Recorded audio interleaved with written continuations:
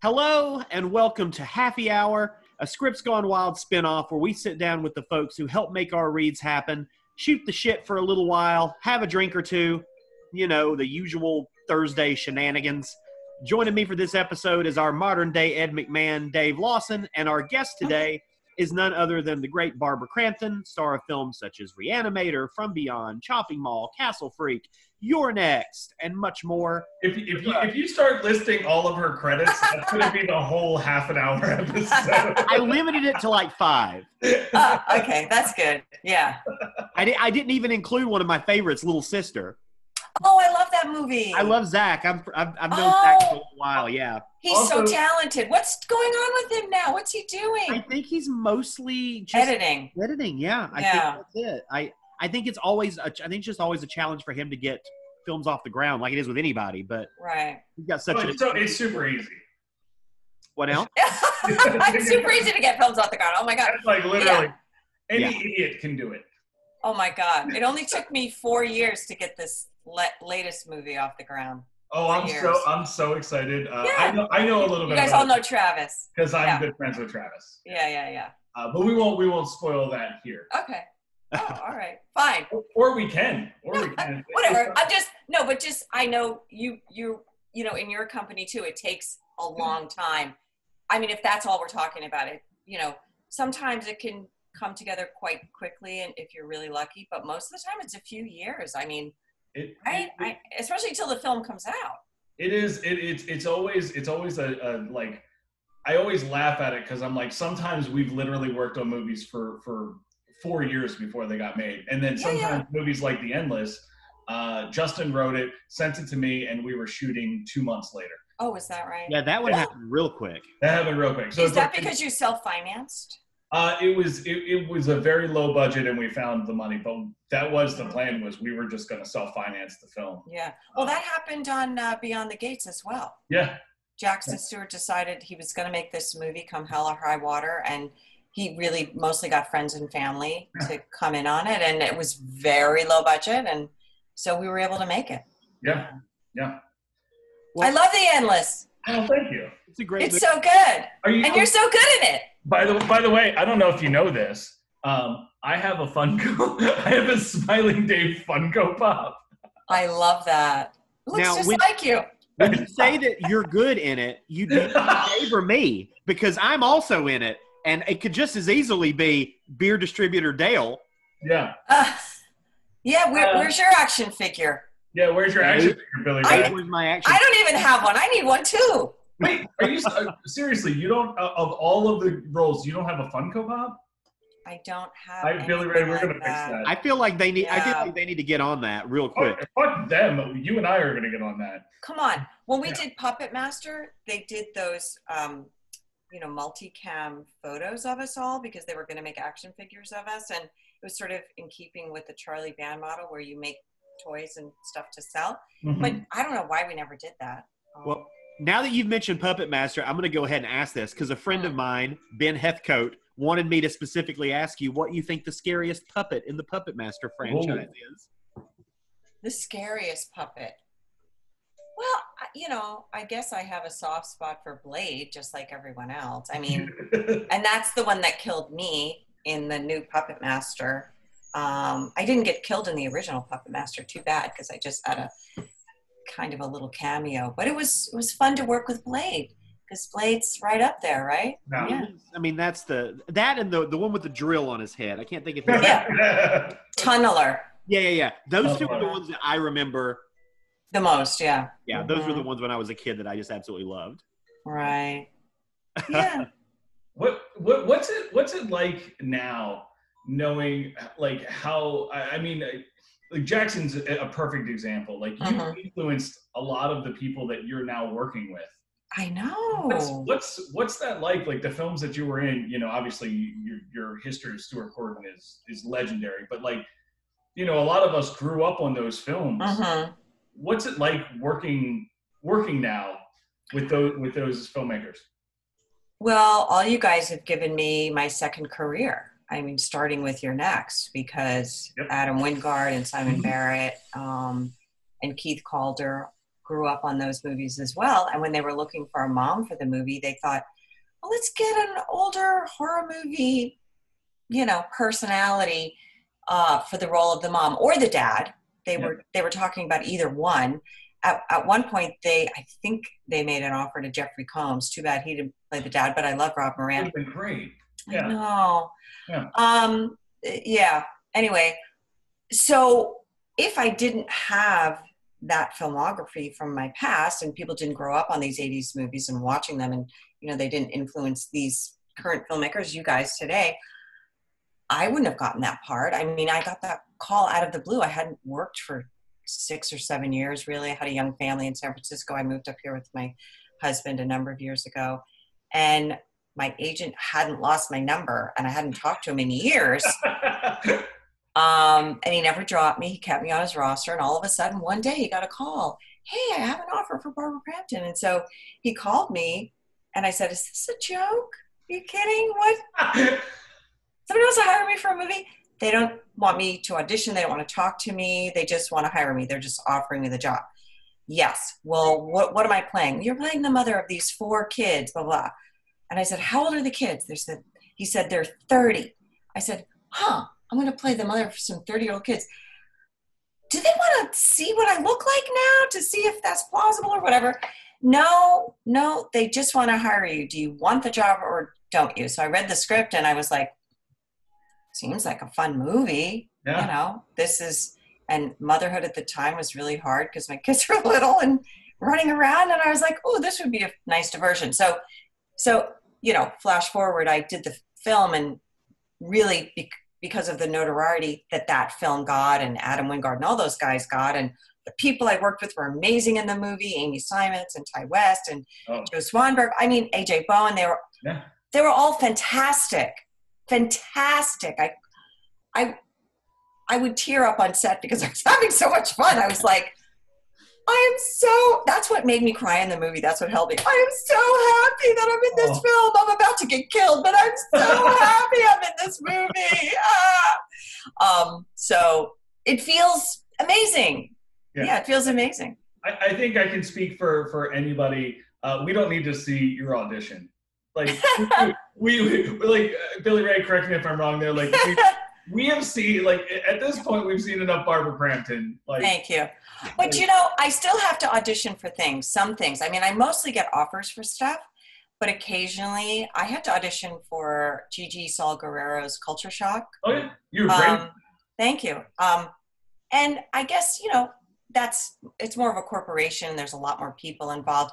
A lot of them aren't familiar with my filmography. I don't really care. I'm like, fine, if you want me to audition, I'll audition. And I did have to, and this is another TV project for Channel Zero. Nick Antosca wanted to hire me for a part in that, along with Evan Katz.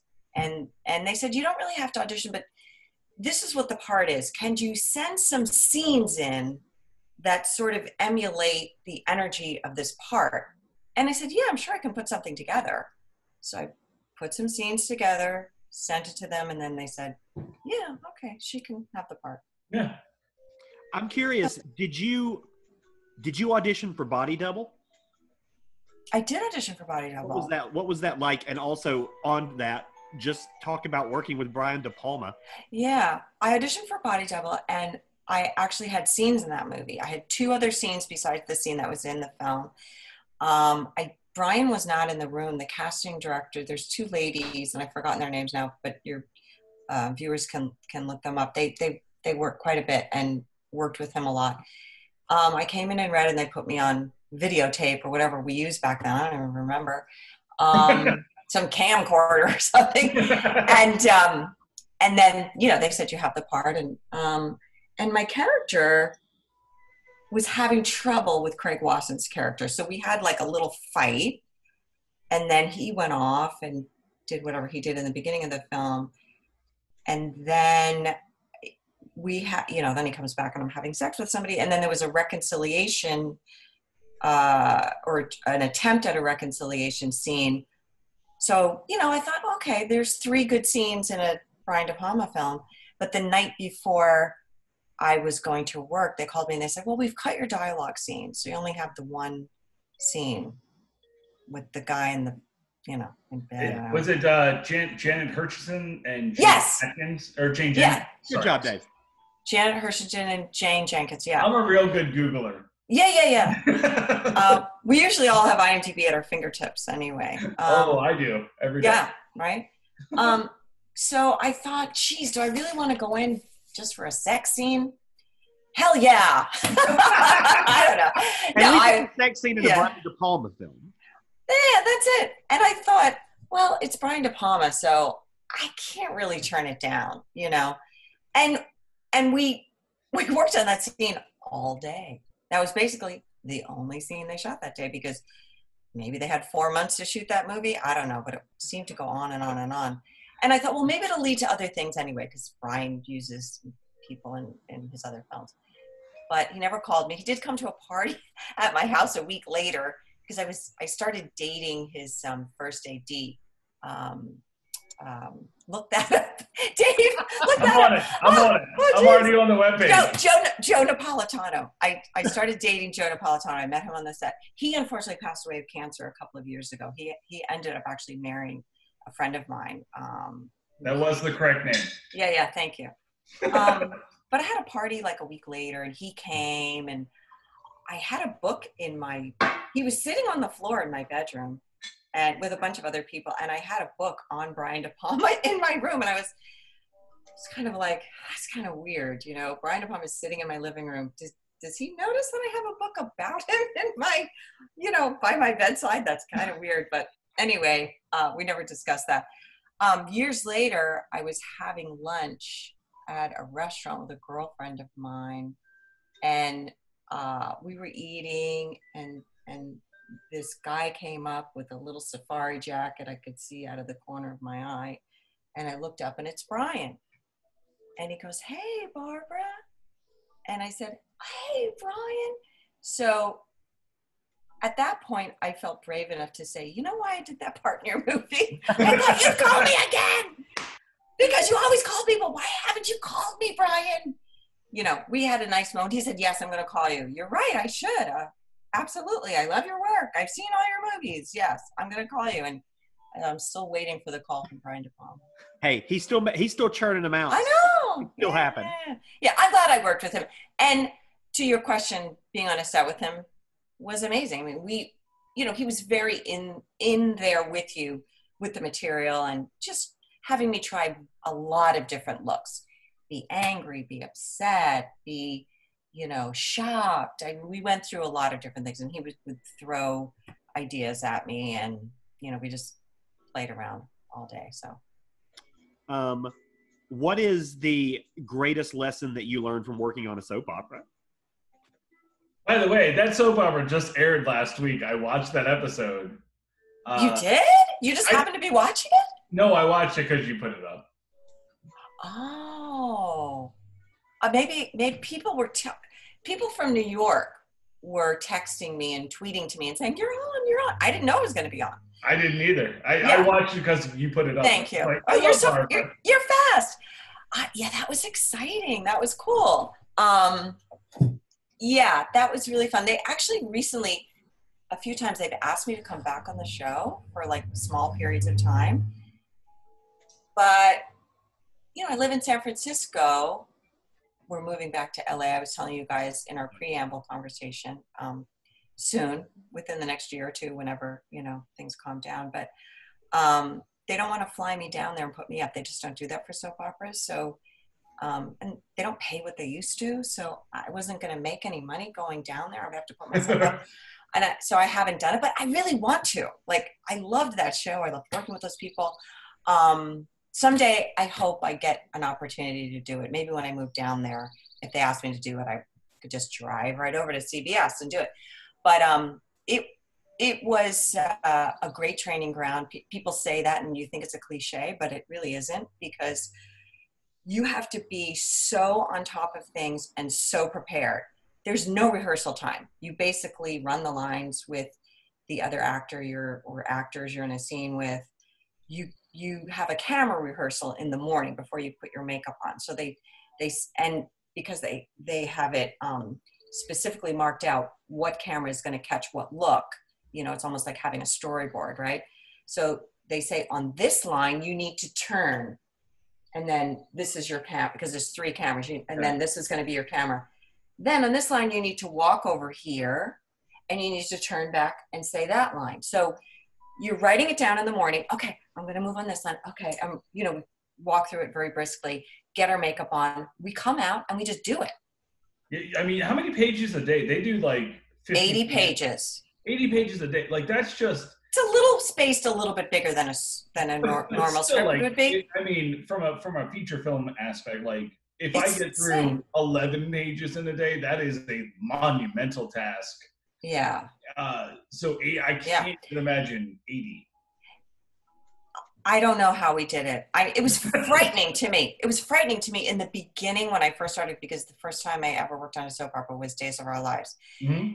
And, I got all this dialogue and they were telling me in the morning where to move. And I was like, I was a deer in the headlights, and there was just so much to memorize. And I thought, I can't do this.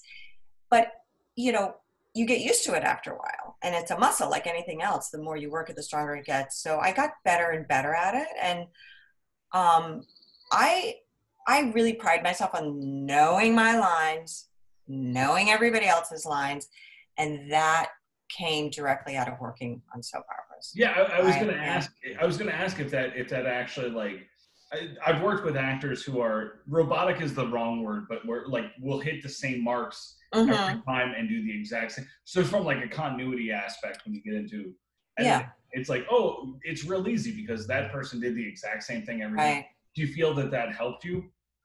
I feel that helped me. And, to a certain degree, I think Stuart Gordon was very specific about where he wanted people to move. I mean, when he directed you in a movie, he directed you. It wasn't like, some directors will say, well, let's see how this scene is going to go.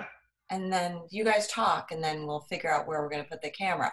And some directors figure it out in their head. Okay, I want the scene to take place here, and I want this person to then cross over here. And, a little looser than a soap opera would be, but, with some constraints and, put on the actor, you have to hit these marks. Stuart was very much like that. In the theater, you get that too. You have blocking. This is your blocking, where you're going to go. But even when I was working on Your Next, I worked on I had a lot of scenes with Rob Moran, who played my husband, and Adam, was very loose, really. And I was very conscious of where I would kind of move in a scene and when I would turn, like you're saying. I hope I'm not robotic, but I would kind of want to do the same kinds of things because I want the cameraman to be able to capture what I'm doing. And I can remember Adam saying to me, just keep moving while you're saying that.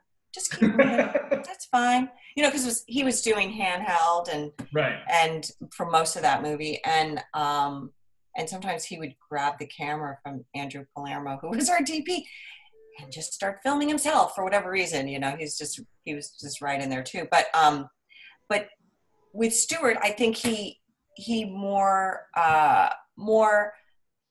sort of had the same feeling and direction as a director would maybe in soap operas, because it was very exacting and specific.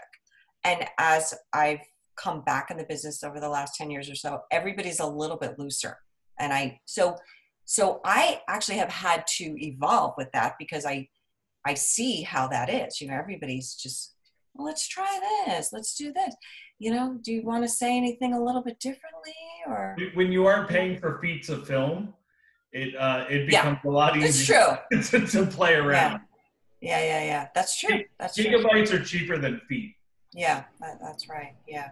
So now I feel like there's a little bit more experimentation happening, but also working, like you're saying, 11 pages a day sometimes if you only get, I don't know how many days you guys are shooting, you and Justin and Aaron for your movies, but we call 4 a win. 4 is like a win for us in terms of, again, it depends on what you're doing, but as a baseline, 4 is where we try to hit. Yeah. And that's a lot. Yeah. But, I've worked on some films recently where they have like a 15-day shooting schedule, and, they have 9 or 11 pages a day, and I have to negotiate for myself. to say, oh, you want to do these scenes in 2 days? If you want to hire me, I want 3 days for my scenes. Yeah, because I don't want to be rushed. And I mean, it's still an art. Here's my daughter. Your daughter's back there. Livy, you're on YouTube. Hi. Look, she's drinking Lipton iced tea. Say hi to everybody. This is Olivia. Hi. Yeah, I can't hear anything. She's doing. He can't. Wait a minute. It's fine. She can't hear. Can you hear now, Livy? Hi. We're literally in the same spot. Oh yeah. Hi. Yeah, she's doing school at home. Couldn't you be in school right now? She is in school. I just got off of school. Yeah. What were you doing? It's like 12:30. Spanish. Yeah. Yeah. She just woke up and had a Spanish class. Well, teach us some Spanish, Libby. I really just don't know any. That is no bueno. No. Back to school for you. No quiero Taco Bell. Like anything. Oh, Dave. She's drinking Lipton iced tea. I'm drinking a vodka and tonic. So Jameson, just straight, just literally straight. Okay. Thanks, Livy. We're not role models, Livy. Go back to school, or you'll end up like us. Do you have another class today? No, it was canceled. Oh, her class was canceled. Whatever. Okay. Well, It is Thursday. Quarantine. I'm going to plug myself back in 1 second. Plug yourself back in. I love it when we have cameos. Yeah. Well, that brings up the next logical question. Why did you choose vodka and seltzer, Barbara? Why was that the drink of choice? I like that drink. It's, pretty health conscious, and I think it's the cleanest drink. Vodka doesn't really have any impurities in it, and I think it's just an easier drink to drink a lot of, because I don't think you get a hangover on it. There's no sugar in it or anything. Yeah. What's the greatest drink you've ever had? Well, I guess I'm partial to a Cosmopolitan. Yeah, because it's in a nice glass and it kind of goes with every outfit. So that's a good reason. I have to think visually all the time. So do you know that? So our company is named after a bar, and at this bar, what's your company's name? Rustic Films. It's seen. Ye Rustic in yeah. I've made something called a mantini, which is like a martini but in a rocks glass because I'm clumsy. Okay. It's literally the same thing, just poured in a regular cup because I don't want to spill it. You don't want to spill it, yeah. Because look at me. I'm barely able to sit upright. Yeah, you look good. You got a nice baseball cap on. I like your shirt. You look good. By the way, about to be a dad. Really? Is that the news you're dropping? That's the news. Yeah. Your wife is pregnant. How far along? 12 weeks. We're announcing on Saturday. Oh, we're recording on Thursday. This won't drop until Monday. Okay. So okay, I can put it out, but that is the congratulations. Cheers. Yes, cheers to that. Yeah. Yeah. Wow. It was pre-quarantine, but just barely. Right. Wow. We've been trying for a while. Are you still going to call it a quarantine baby? We're thinking about names right now, and quarantine is up there. But if it's a girl, will it be Quarantina? Quarantine. There you go. I bet there'll be some babies that will be named that. I bet. I'm sure there will be. I'm fighting for Danger as the middle name.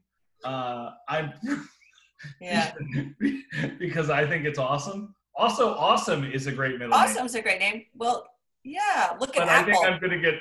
There's a baby out there named Apple, so you can name Did you see what Elon Musk just named his child? It's like numbers and letters. It's like It's like Zyx 19. I don't know. It's weird. What?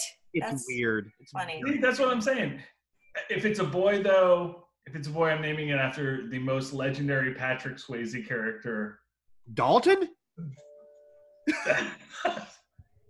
From Roadhouse. Roadhouse. Dalton's a good name. Yeah, it's a great, strong name. Dalton Lawson? I mean, that kid talks. Yeah. Let's just be honest. That kid talks. Good. Yeah. Well, congratulations. Congratulations. Great news. Well, I guess I'll get ready to be finding a new co-host when you're on paternity leave. No, that's the thing. I can still drink. She just can't. Oh, perfect. Perfect. My nipples don't produce milk. That's a fact. Oh, that's glorious. Barbara, correct me if I'm wrong. I think that's a fact, right? Yeah, that's great. That's true. Yeah.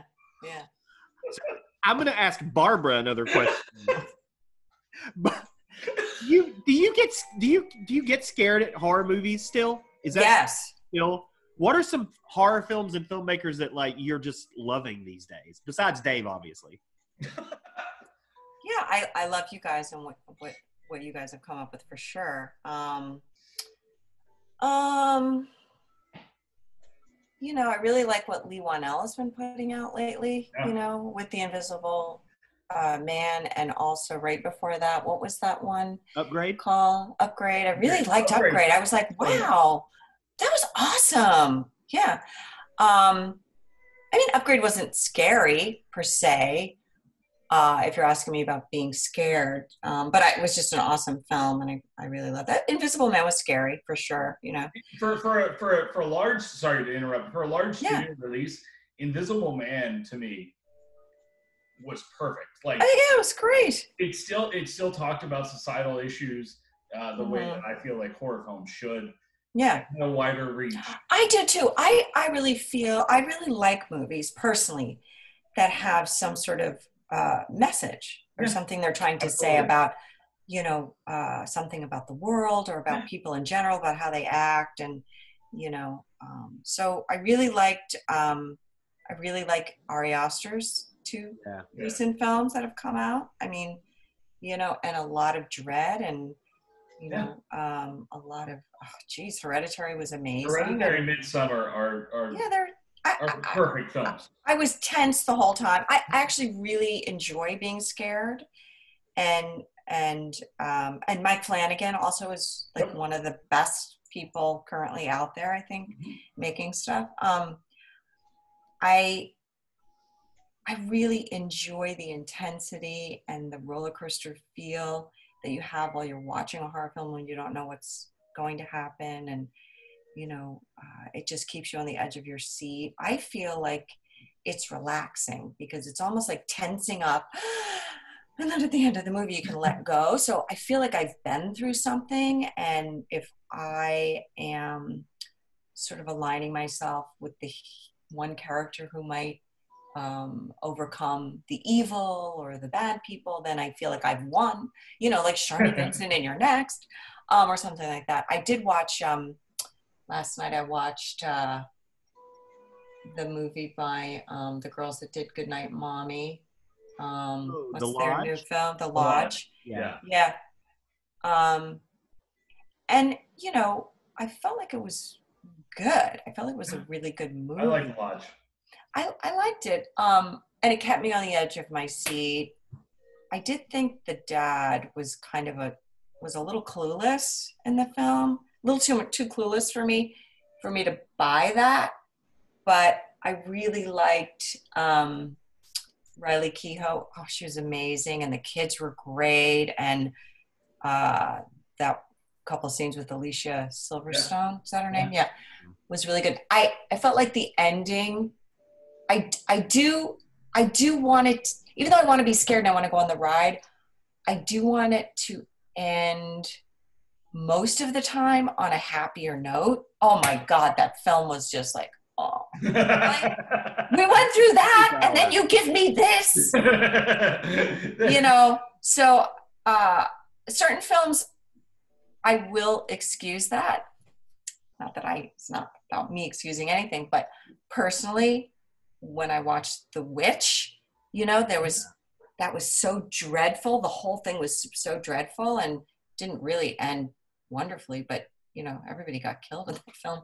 But I still loved it. Yeah. But in The Lodge, I wanted the kids to escape. I wanted them to freaking kill her.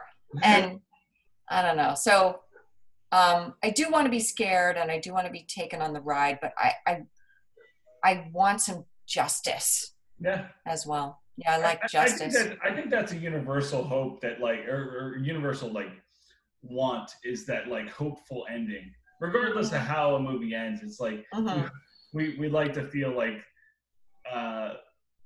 it's not quite as bad as real life. And then sometimes you get movies like The Mist. The Mist, yeah. That are just like, you know what? We're going to take everything you want and literally shoot it.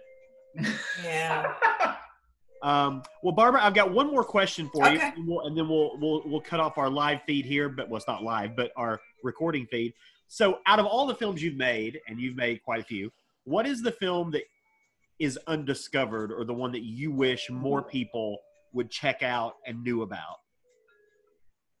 I would probably say, I don't know, look up IMDb, Dave. No, just kidding. I would probably say off the top of my head, Sunchoke.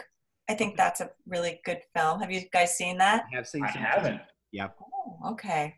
Well, Billy Ray. Just because Billy Ray's seen it Just a few years ago, yeah.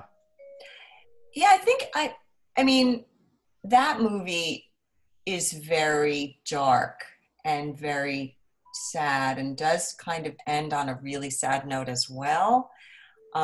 Even in speaking about how I want things to end on a happier note, there isn't a happy ending to that movie, but I think it's beautifully photographed, and I think Sarah Hagen does an amazing job in the film.